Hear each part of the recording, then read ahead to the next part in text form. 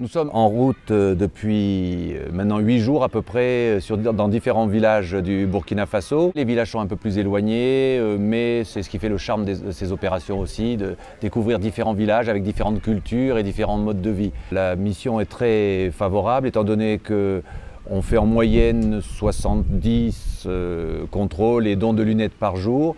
Et l'accueil des populations est vraiment formidable. On est vraiment utile en venant ici parce qu'il y a beaucoup de gens qui n'ont aucun moyen d'aller voir l'ophtalmo. Donc on a détecté beaucoup de pathologies, on a la chance d'avoir des ophtalmos avec nous tous les jours, donc ça nous permet d'avoir un relais derrière et des explications sur certaines pathologies. On va essayer avec l'autre œil. Je ne pensais pas qu'on serait capable de faire 550 personnes et encore, on a travaillé quasiment 2 jours avec la moitié du matériel étant donné qu'il nous en manquait, qu'on aurait pu faire encore plus. Il n'aurait pas fait nuit, je pense qu'on aurait continué plus longtemps.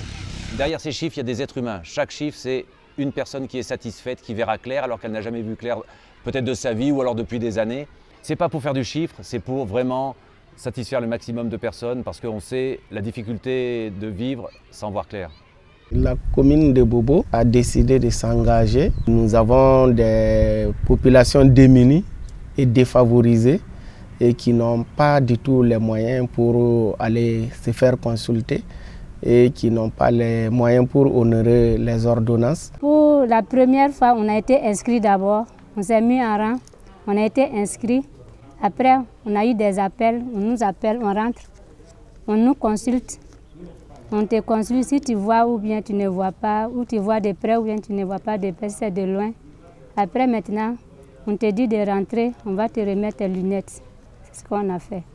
Et ça s'est bien passé aussi.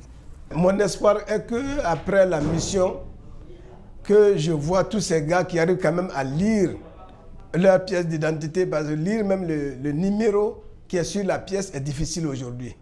Moi, je serais très content de les voir lire quand même, ne serait-ce que le numéro de leur pièce d'identité. Il faut que je cherche quelqu'un pour lire pour moi, pour me traduire.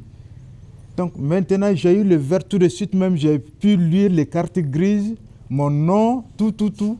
Donc vraiment, ça m'a beaucoup soulagé, beaucoup. C'est pas soulagement, ça me fait beaucoup de joie. Bon, c'est pas simple pour une fille de cultivateur et les parents n'ont pas souvent les moyens pour payer des lunettes. Avec les lunettes, je pense que ça va aller mieux aussi parce que en ces derniers temps, j'ai des problèmes là, donc c'est difficile. Surtout en maths, les moyens, ça baisse un peu parce que les nuits, on ne peut pas faire des exercices, rien. Donc les moyens là, ça baisse en maths.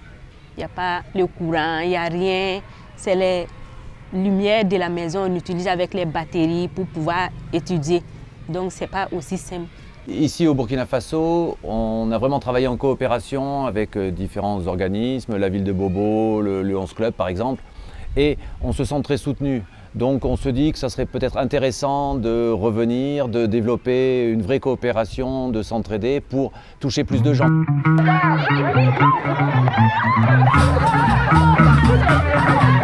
Yeah.